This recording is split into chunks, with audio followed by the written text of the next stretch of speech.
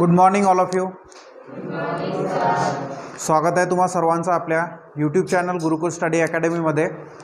तर आज आपण मॅथ 1 अल्जेब्राचा 10वीचा नवीन लेसन स्टार्ट करत आहे. पहिला लेसन आपण पाहिला लिनियर इक्वेशन इन 2 व्हेरिएबल्स, तो आपण कंप्लीट केलेला आहे आणि यूट्यूबवर अपलोडसुद्धा केलेला आहे. त्याची एक प्लेलिस्ट तयार केलेली आहे. आज आपण क्वाड्रॅटिक इक्वेशन हा लेसन नंबर 2 आपण या ठिकाणी आज स्टार्ट करणार आहे. तर क्वाड्रॅटिक इक्वेशन हे आपल्याला आपण लिनियर इक्वेशन इन 2 व्हेरिएबल्समध्ये पाहिलं की त्या लिनियर इक्वेशन 2 व्हेरिएबल्समध्ये आपल्याला 2 प्रकारचे व्हेरिएबल पाहायला मिळतात, म्हणजेच एक्स आणि वाय.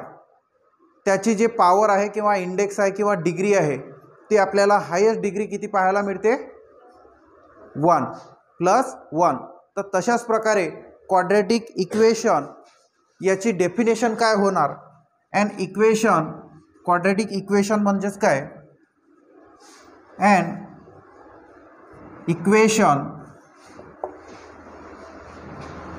Equation involving 1 variable. तर यामध्ये क्वाड्रॅटिक इक्वेशन आपण कशाला म्हणणार, ज्यामध्ये आपल्याला 1 व्हेरिएबल पाहायला मिळतो. काय पाहायला मिळतो, 1 व्हेरिएबल. काय पाहायला मिळतो, 1 व्हेरिएबल. तो एक्स असेल, काय असेल, एक्स असेल किंवा यम असेल किंवा वाय असेल, काही पण असेल, परंतु तो एकच असेल. बरोबर. तुम्ही एक्स घेतला तर पूर्ण इक्वेशनमध्ये तुम्हाला एक्सच पाहायला मिळेल. वाय घेतला तर पूर्ण इक्वेशनमध्ये तुम्हाला वायच पाहायला मिळेल. यम घेतला, यन घेतला, ठीक आहे, ABCD मधलं कोणतंही अक्षर घेतलं तर ते एकच घ्यायचं. त्याला आपण म्हणतो 1 व्हेरिएबल. नेक्स्ट म्हणजे दुसरं, अँड इक्वेशन. ते क्वाड्रॅटिक इक्वेशन केव्हा असेल, त्यामध्ये 1 व्हेरिएबल पाहिजे आणि त्याची डिग्री किंवा आपण त्याला इंडेक्स म्हणतो. काय म्हणतो, इंडेक्स, किंवा आपण त्याला पॉवर म्हणतो. काय म्हणतो, पॉवर. ही किती पाहिजे, 2. तेव्हाच आपण त्याला काय म्हणणार, quadratic equation. Quadratic and equation involving 1 variable and the degree is 2. Highest degree is 2. त्याला आपण काय म्हणणार, क्वाड्रॅटिक इक्वेशन. डेफिनेशन समजत आहे, कळत आहे सर्वांना. ओके. तर क्वाड्रॅटिक इक्वेशनची काय होणार डेफिनेशन, त्याच्यामध्ये 1 व्हेरिएबल पाहिजे. डेफिनेशन तुम्हाला एक्झाममध्ये विचारणार नाही. कॉन्सेप्ट काय आहे, कशाला आपण क्वाड्रॅटिक इक्वेशन म्हणतो ते समजणं महत्त्वाचं आहे. अँड इक्वेशन त्यामध्ये 1 व्हेरिएबल पाहायला मिळेल. एक्स, डिग्री किती असेल, 2. तर यामध्ये general form of quadratic equation, quadratic इक्वेशनचा जो जनरल फॉर्म आहे हे सर्व आपण बेसिक पाहत आहे. आधी काय पाहत आहे, बेसिक. हे जर माहीत नसेल तर तुम्हाला समोर काय चालू आहे, कशा प्रकारे आपण क्वेश्चन सॉल्व करणार ते समजणार नाही. त्यामुळे जनरल फॉर्म खूप महत्त्वाचा आहे याचा. तर जनरल फॉर्म अशा प्रकारे आहे, ax square plus bx plus c is equal to 0. तर याच्यामध्ये पाहू शकतो आपण x आणि इथे सुद्धा x आहे, म्हणजेच 1 व्हेरिएबल आहे. काय आहे, 1 व्हेरिएबल आहे. x आणि y आहे का, आहे का, नाही. बरोबर ना. म्हणजेच काय आहे, 1 व्हेरिएबल आहे. आणि पाहू शकतो की जी डिग्री आहे किंवा इंडेक्स आहे हे किती आहे, हायेस्ट पॉवर 2 आहे. म्हणून आपण याला काय म्हणतो, क्वाड्रॅटिक इक्वेशन. आणि हा झाला क्वाड्रॅटिक इक्वेशनचा जनरल फॉर्म. बरोबर. तर यामध्ये काही गोष्टी अजून पाहण्यासारख्या आहे. त्या म्हणजेच एक्सचा कोएफिशियंट काय आहे, a. हा जो यामध्ये तुम्हाला a, b आणि c हे जे नंबर, हे जे व्हॅल्यू दिसत आहे, a, b and c are real numbers. यांना काय म्हणतो आपण, रियल नंबर्स. हे समजणं खूप गरजेचं आहे. बरोबर. तर हे रियल नंबर्स आहेत, काही पण असू शकतात. लक्षात, रूटमध्ये सुद्धा व्हॅल्यू असू शकतात. 1 2 3 4 -1 2 अशा या ठिकाणी व्हॅल्यू असू शकतात ABCच्या. त्यानंतर दुसरं म्हणजे या ठिकाणी तुम्हाला ए एक्सचा जो एक्स स्क्वेअरचा जो कोइफिशियंट आहे काय आहे ए इज नॉट इक्वल टू 0. एची व्हॅल्यू ही कधीही 0 असणार नाही या इक्वेशनमध्ये, कारण की एची व्हॅल्यू जर 0 झाली तर ही पूर्ण टर्म काय होणार 0 होणार. मग राहिलं काय b x plus c equal to 0. मग हे लिनियर इक्वेशन झालं इन वन व्हेरिएबल. म्हणून एची जी व्हॅल्यू आहे ही कधीही 0 राहणार नाही. त्यानंतर नेक्स्ट ए एक्स स्क्वेअर. आता हे फॉर एक्झाम्पल आपण एखाद्या याचा एक्झाम्पल पाहणार आहे. For example okay 2x square plus 5x plus 6 is equal to 0. हे क्वाड्रॅटिक इक्वेशन आहे, यस ऑर नो? यस. तर यामध्ये आपण पाहू शकतो की ए ची व्हॅल्यू किती आहे, a equal to 2, b equal to 5 आणि सी इक्वल टू 6. सी म्हणजेच काय या ठिकाणी कॉन्स्टंट व्हॅल्यू असते, लक्षात. तर यामध्ये जो बी आहे किंवा जो सी आहे यांची व्हॅल्यू 0 असू शकते, लक्षात. बी आणि सी हे 0 असले तरी काही हरकत नाही, त्याला सुद्धा आपण क्वाड्रॅटिक इक्वेशन म्हणू शकतो. कळत आहे सर्वांना? ठीक आहे. हे एवढं डेफिनेशन. त्यामध्ये काय काय पाहिजे, वन व्हेरिएबल, त्याची पॉवर काय पाहिजे हायेस्ट 2. त्यानंतर जनरल फॉर्म काय आहे a x square plus b x plus c is equal to 0. हा क्वाड्रॅटिक इक्वेशनचा काय आहे जनरल फॉर्म. हे सर्व कोइफिशियंट जे आहेत एक्स स्क्वेअर आणि एक्सचे हा तर कॉन्स्टंट नंबर आहे, हे रिअल नंबर असतात. एची व्हॅल्यू कधीही 0 असणार नाही, असली तर ते क्वाड्रॅटिक इक्वेशन होणार नाही. त्यानंतर आपण हे एक्झाम्पल पाहिलं, त्याला या फॉर्मशी कम्पेअर केलं म्हणजे a x square plus b x plus c equal to 0. तर यावरून आपल्या अशा प्रकारे व्हॅल्यू या ठिकाणी आपल्याला पाहायला मिळाले आहेत. ओके. तर प्रॅक्टिस सेट आपण यानंतर स्टार्ट करणार आहे, हे राईट करून घ्या.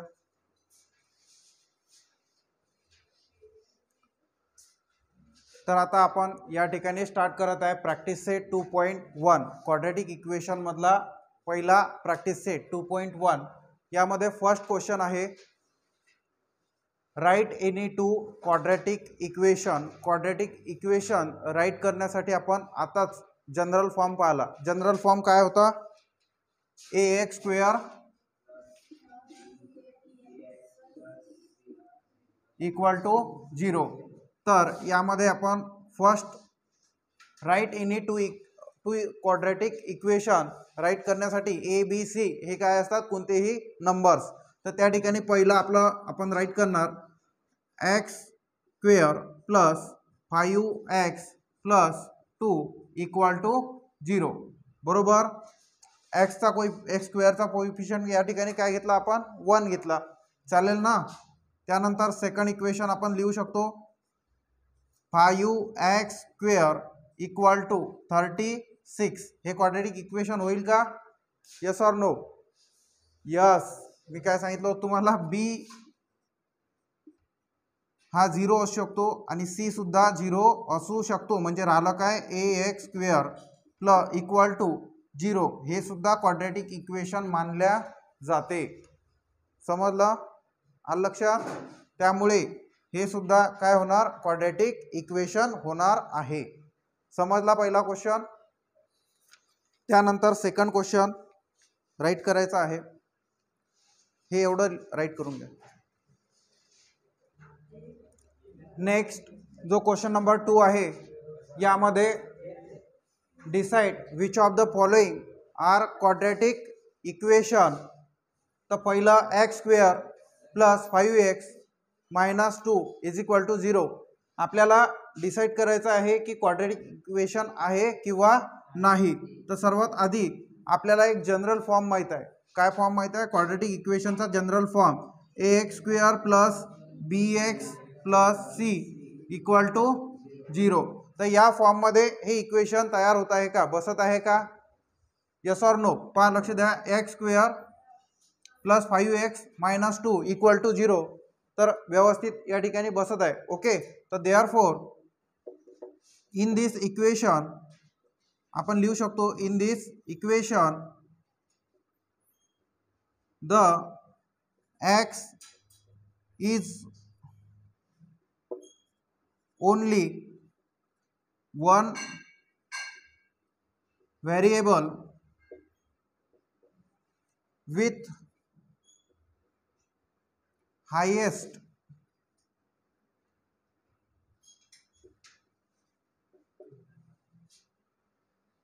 index is 2. तर देअरफॉर पहा एक्स एकच व्हेरिएबल आहे आणि डिग्री किती आहे, इंडेक्स किती आहे, हायेस्ट 2 आहे. म्हणून आपण काय म्हणू शकतो, this equation is quadratic equation. This is a, लिहू शकतो, this is a quadratic equation.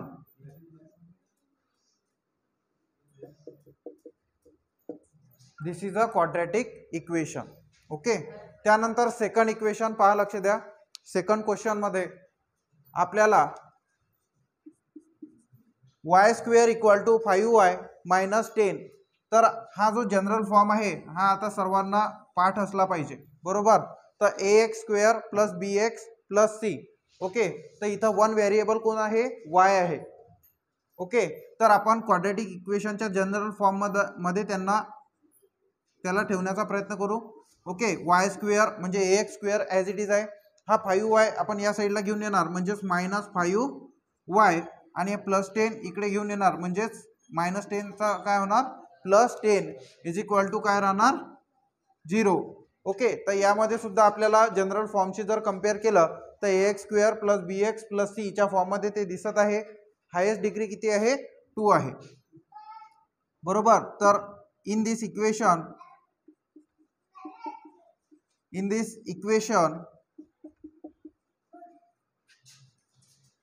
y is only one variable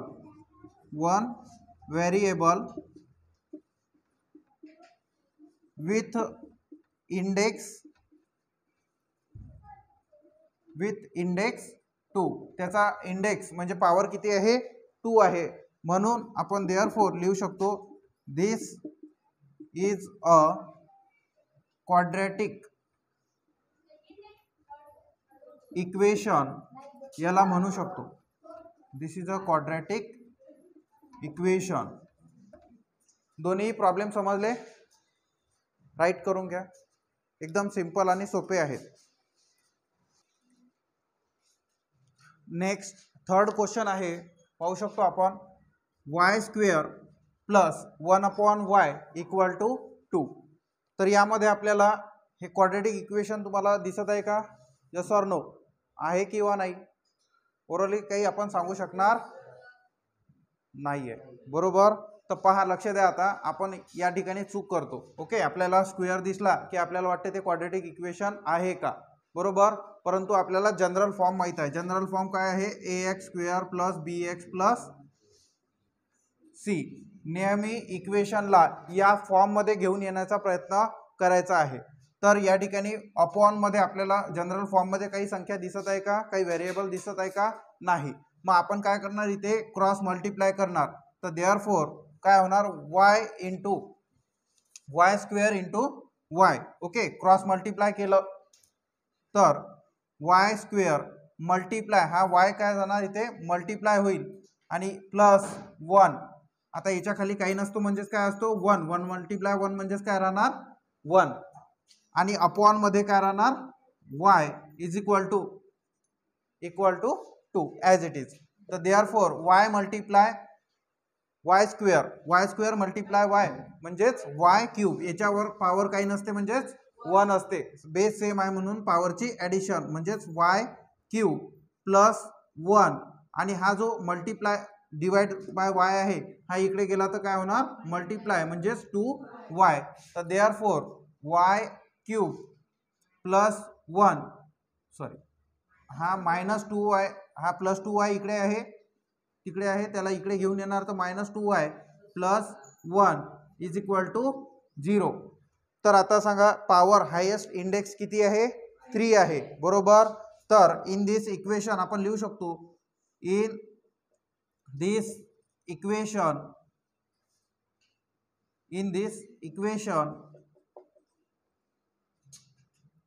the highest index of y is 3 and not 2. Okay, and therefore the given equation is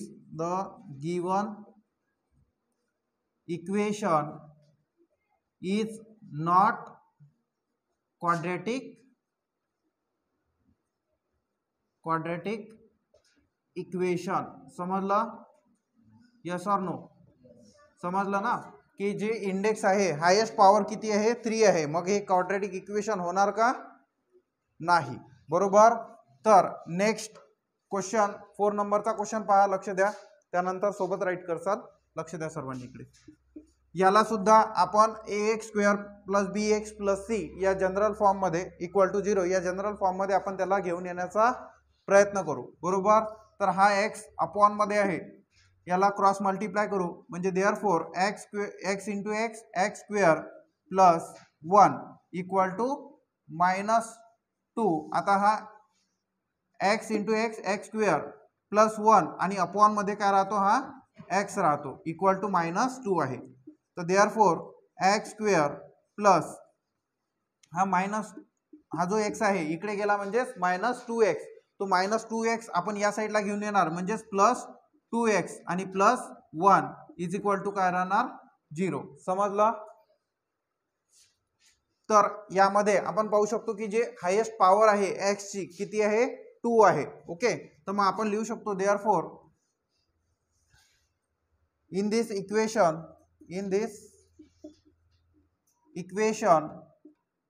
the x is only one variable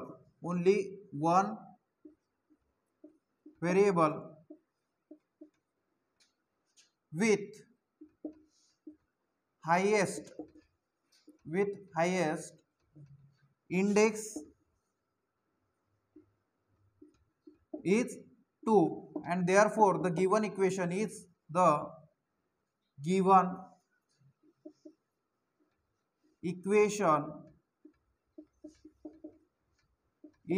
quadratic. आपण काय म्हणू शकतो त्याला quadratic equation. समजले दोन्हीही question तुम्हाला कोणाला काही प्रॉब्लेम काही इश्यू राईट करून घ्या. नेक्स्ट 5 नंबरचा क्वेश्चन आहे m + 2 in bracket m - 5 equal to 0. तर दोन ब्रॅकेट सॉल्व कसे करायचे ठीक आहे. तुम्हाला वाटत असेल हे छोटे छोटे क्वेश्चन आहेत पण छोटा पॅकेट बडा धमाका आहे ते 1 मार्क तुम्हाला बोर्डमध्ये याचा मिळत असतो लक्षात.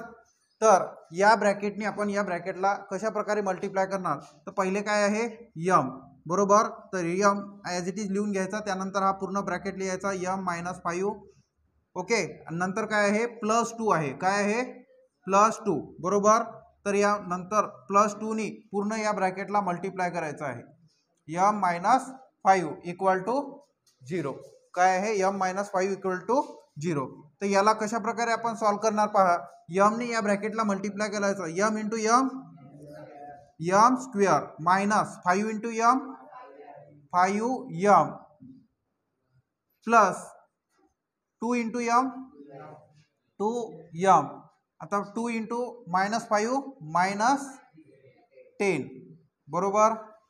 तर यामध्ये आता ज्यांचे व्हेरिएबल लाईक व्हेरिएबल आहेत ओके तर m यांची काय होऊ शकते, ॲडिशन होऊ शकते बरोबर. कॉन्स्टंट नंबर असला त्यांची सुद्धा काय होणार, ॲडिशन होऊ शकणार.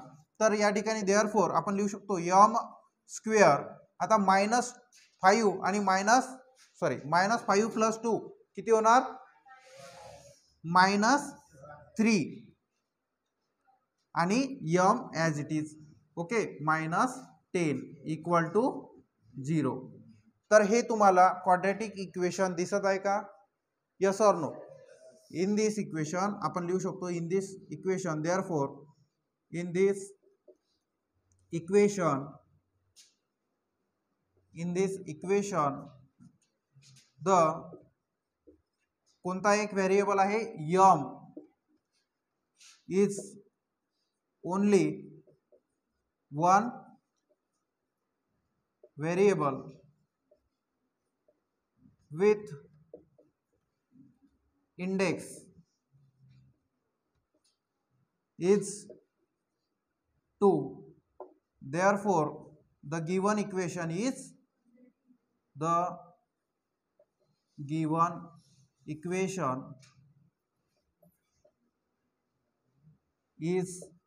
a quadratic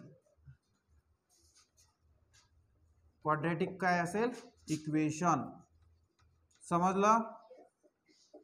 तर कोणतंही इक्वेशन कशाही प्रकारचं दिलेलं असेल तरीही त्याला आपण ax² + bx + c या फॉर्ममध्ये आधी आणण्याचा प्रयत्न करणार आहोत. हे क्वेश्चन तुम्हाला 1 मार्क्ससाठी विचारले जातात बोर्ड एक्झाममध्ये. राईट करा. चला पहा, लक्ष द्या इकडे. क्वेश्चन नंबर 2 मधला लास्ट क्वेश्चन आहे, 6 नंबरचा क्वेश्चन. तर m³ + 3m² - 2 = 3m³. अथर्व लक्ष दे. तर यामध्ये आपण काय करणार, पॉवर चेक करा, m³ आणि 3m³. ओके, तर ते जे व्हेरिएबल आहेत ते सारखे आहेत म्हणून त्यांना आपण काय घेणार, जवळ घेणार बरोबर. m³ ॲज इट इज आहे, हा 3m³ आपण या साईडला घेऊन येणार, म्हणजेच प्लसचा काय होणार, -3m³ + 3m² - 2 = 0. बाकीचे सर्व टर्म ॲज इट इज आपण ठेवलेले आहे. तर आता m³ - 3m³ याच्यामध्ये काय होऊ शकते, ॲडिशन सबट्रॅक्शन होऊ शकणार आहे. ओके, तर देअरफॉर आता 1 - 3 जर असेल तर आपण काय लिहिणार, -2 बरोबर ना. -2 आणि m³ ॲज इट इज लिहून घ्यायचा आहे. त्यानंतर प्लस 3m² - 2 = 0. तर सर्वात आधी जी स्क्वेअरची टर्म आहे ती आपण आधी लिहिणार. ओके, त्यानंतर m³ ची टर्म लिहिणार. तर यामध्ये आपण सांगू शकतो की जी हायेस्ट पॉवर इथे किती आहे, 3 आहे. ओके, फक्त आपल्याला आहे किंवा नाही, क्वाड्रॅटिक इक्वेशन आहे किंवा नाही तेवढं सांगायचं आहे बरोबर ना. तर हायेस्ट पॉवर इथे किती आहे, 3 आहे. तर मग हे क्वाड्रॅटिक इक्वेशन होईल का, नाही. ओके, तर देअरफॉर आपण लिहू शकतो, in this equation the only one variable आहेच, m is only one variable with highest index किती आहे, is 3 and not 2. आपल्याला क्वाड्रॅटिक इक्वेशन होण्यासाठी हायेस्ट इंडेक्स किती पाहिजे, 2 पाहिजे. इथे किती आहे, 3 आहे. म्हणून देअरफॉर द गिवन इक्वेशन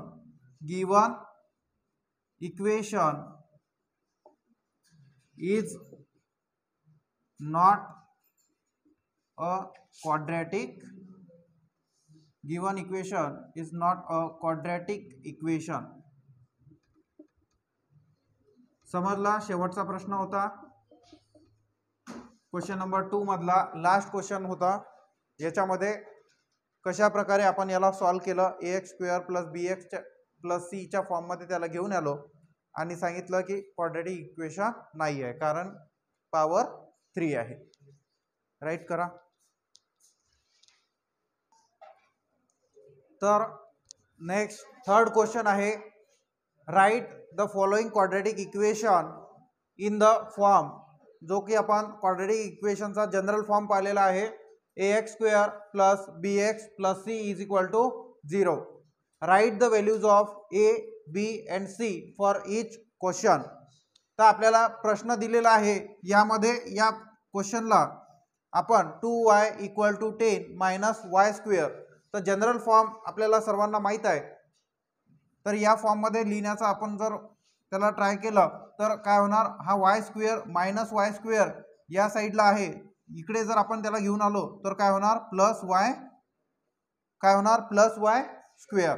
हा 2y ॲज इट इज आहे म्हणून प्लस 2y, आणि हा 10 इकडे प्लस आहे, इकडे घेऊन आलो तर मायनस 10 इज इक्वल टू 0. म्हणजे सर्व आधी आपल्याला जे इक्वेशन गिवन इक्वेशन दिलेलं आहे ते आपण राईट करणार y² जनरल फॉर्म मध्ये. बरोबर. आता आपल्याला right the values of a, b and c for each question. तर आपण काय करणार, comparing with general form. General form आणि जनरल फॉर्म काय आहे, ax² plus bx plus c is equal to 0. x² म्हणजेच या ठिकाणी y² होऊ शकतो. बरोबर. जनरल फॉर्म आपण अशा पद्धतीने लिहू शकतो कारण की इथे व्हेरिएबल जर y असेल तर तो सुद्धा आपण राईट करू शकतो, ay² plus by is equal to c plus c is equal to 0. तर कोणाला काही प्रॉब्लेम, बरोबर आहे ना. तर मग yचा स्क्वेअर कोएफिशियंट, y² चा कोएफिशियंट काही नाही म्हणजे काय असतो 1. देअरफॉर म्हणजेच a ची व्हॅल्यू काय होणार इथे, a इज इक्वल टू 1. त्यानंतर b, y चा कोएफिशियंट इथे b आहे, तर y चा कोएफिशियंट इथे किती आहे, b ची व्हॅल्यू काय होणार 2, म्हणजे comma b is equal to काय लिहू शकतो आपण 2. आणि third c is equal to, c ची व्हॅल्यू किती आहे 10, पण हे जे साइन आहे ते महत्वाचं आहे. साइन काय लिहिणार आपण -10, काय लिहिणार -10. तर अशा प्रकारे आपल्याकडे या 3 व्हॅल्यू सुद्धा आपण राईट केलेल्या आहे. ओके. तर फायनल सोल्युशन मध्ये असं लिहायचं आहे, therefore the required equation is, जे इक्वेशन आपण फाइंड केलेलं आहे ते काय आहे, y² plus 2y minus 10 is equal to 0. आणि या ठिकाणी व्हॅल्यू काय आलेले आहे, and a is equal to 1, b is equal to 2 and c is equal to -10.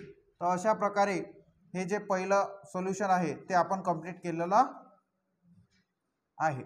Okay. हे फायनल स्टेटमेंट अशा प्रकारे लिहिणार, परत पुन्हा त्या व्हॅल्यू राईट करायच्या आहे.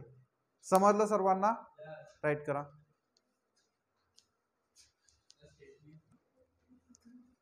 नेक्स्ट क्वेश्चन आहे, यामध्ये आपल्याला आता x - 1 bracket whole square equal to 2x plus 3. तर सर्वात आधी आपण त्याला ax² plus bx plus c या इक्वल टू 0 या फॉर्ममध्ये आणण्याचा प्रयत्न करू. तर आता तुम्हाला a मायनस b चा होल स्क्वेअर फॉर्म्युला माहित आहे, सांगा पटकन काय असतो, a² मायनस 2ab प्लस, बरोबर. तर इथे तो अप्लाय करणार आहे आपण, तर काय होणार x² मायनस 2a किती आहे x इंटू b किती आहे 1, म्हणून तो लिहायचा काही हरकत नाही आहे. ओके. प्लस b² म्हणजे काय, 1 चा स्क्वेअर काय राहणार 1, आणि इक्वल टू काय आहे 2x, बरोबर. तर देअरफॉर आपण काय लिहिणार इथे आता पहा, एक्स स्क्वेअर मायनस 2x, हा 2x इकडे घेऊन येणार, प्लसचा काय होणार मायनस 2x, आणि प्लस 1 हा इकडे घेऊन येणार -3 इक्वल टू 0.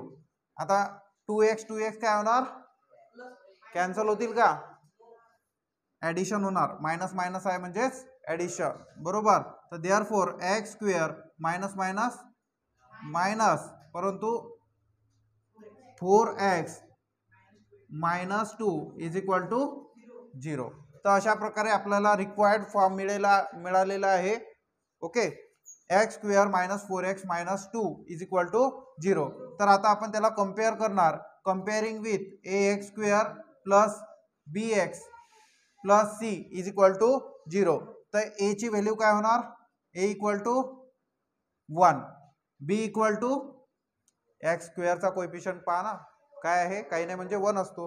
आता इथे b ची व्हॅल्यू काय होणार -4, काय होणार -4 लक्षात, आणि c ची व्हॅल्यू काय होणार, and c is equal to काय आहे -2. तर रिक्वायर्ड इक्वेशन इज, काय इक्वेशन आलेलं आहे, X square minus 4x, X square minus 4x minus 2 is equal to 0, and value काय आल्या आपल्या, a is equal to 1 comma b is equal to -4 आणि c इज इक्वल टू -2. अशा प्रकारे हे फायनल सोल्युशन आपल्याला या ठिकाणी लिहायचं आहे. समजलं सर्वांना, राईट करा. तर आता आपण थर्ड इक्वेशन पाहणार आहे. याच्यामध्ये आपल्याला X square plus 5x is equal to minus in bracket 3 minus X bracket close. तर या मायनसनी, बाहेरचा जो मायनस आहे या मायनसनी आपण या ब्रॅकेटला आधी काय करून घेणार आहोत, मल्टिप्लाय करून घेणार.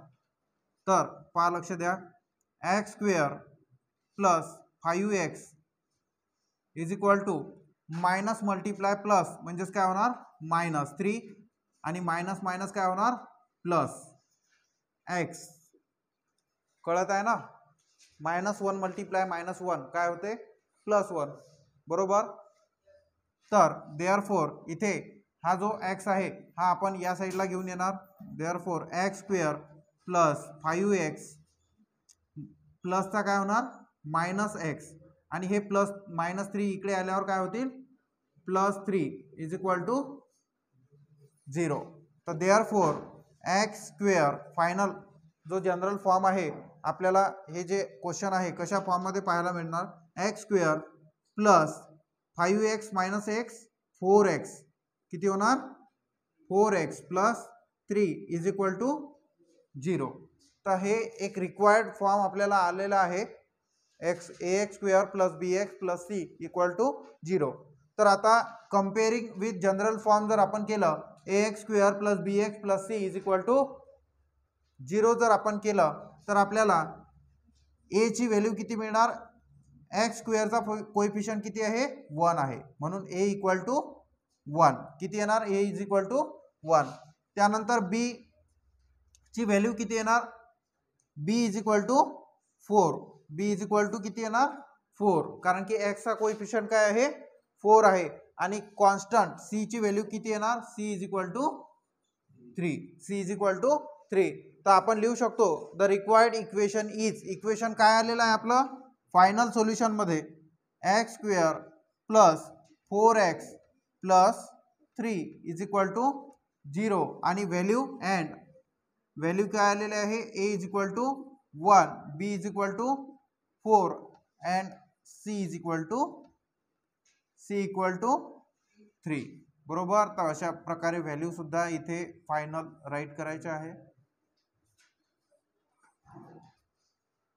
समजलं सर्वांना, यस ऑर नो, राईट करून घ्या.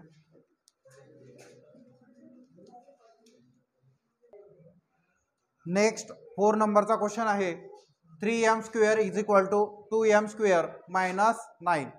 क्वेश्चन पाहिल्यावर घाबरायचं नाही, ठीक आहे. तर पहा, लक्ष द्या, आपल्याला या फॉर्ममध्ये त्याला घेऊन यायचं आहे. 3m स्क्वेअर जसेच्या तसे जागेवर, हा 2m स्क्वेअर इथे प्लस आहे, इकडे घेऊन आलो तर काय होणार मायनस 2m स्क्वेअर, आणि हा जो 9 आहे इकडे मायनस आहे, या साईडला घेऊन आलो तर काय होणार प्लस 9 इज इक्वल टू 0. तर 3m square minus 2m square यांची ॲडिशन सबट्रॅक्शन होऊ शकते, कारण की दोघांचा जो कोएफिशियंट आहे तो काय आहे m स्क्वेअर. व्हेरिएबल जो आहे काय आहे m स्क्वेअर, त्यामुळे यांच्यामध्ये सबट्रॅक्शन होऊ शकते. तर 3तून 2 गेले, किती राहिले 1, म्हणजेच काय m स्क्वेअर.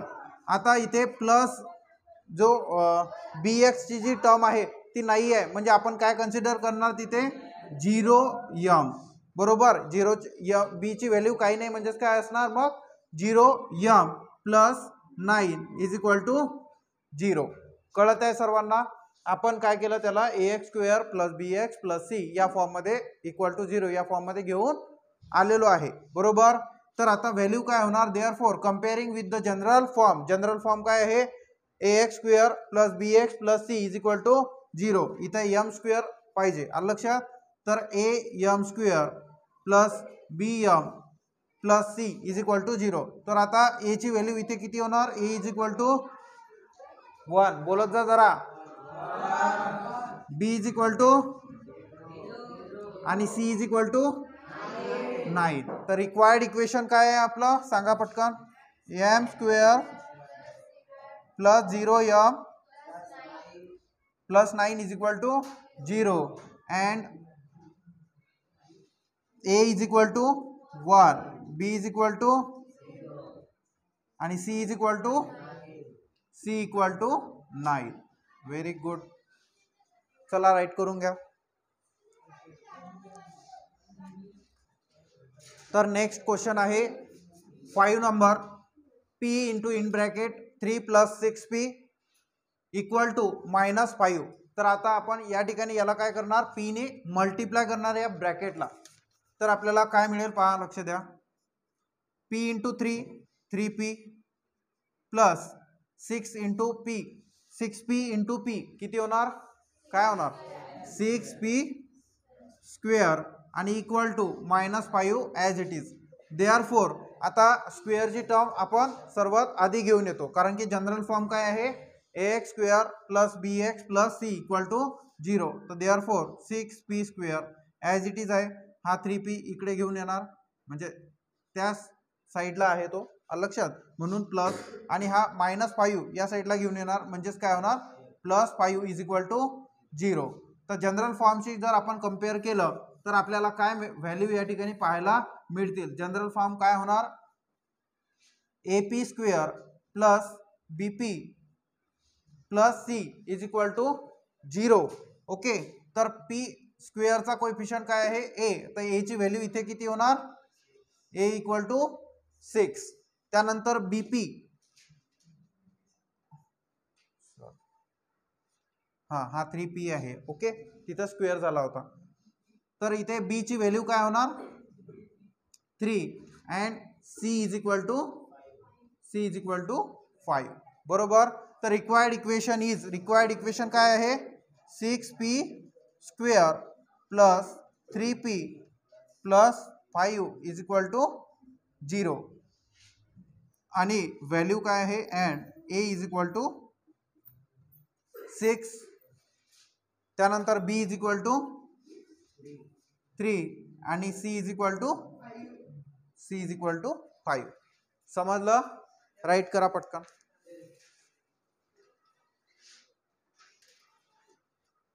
तर नेक्स्ट लास्ट क्वेश्चन आहे क्वेश्चन नंबर 3 मधला, x square minus 9 equal to 13.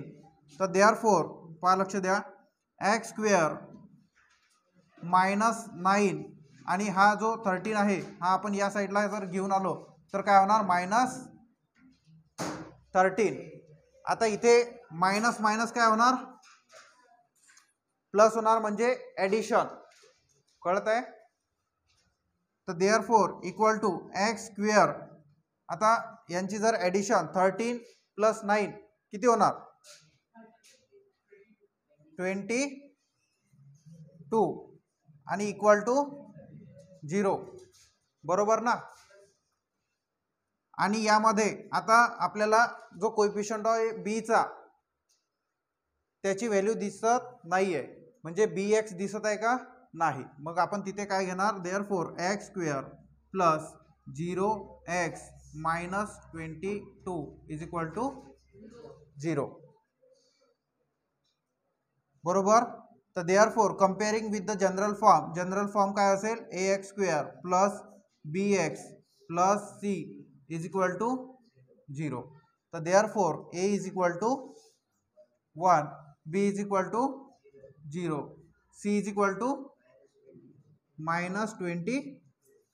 तर required equation is x square plus 0x minus 22 is equal to 0 and a is equal to 1, b is equal to 0 and c is equal to -22. Right करून घ्या. समजलं सर्वांना.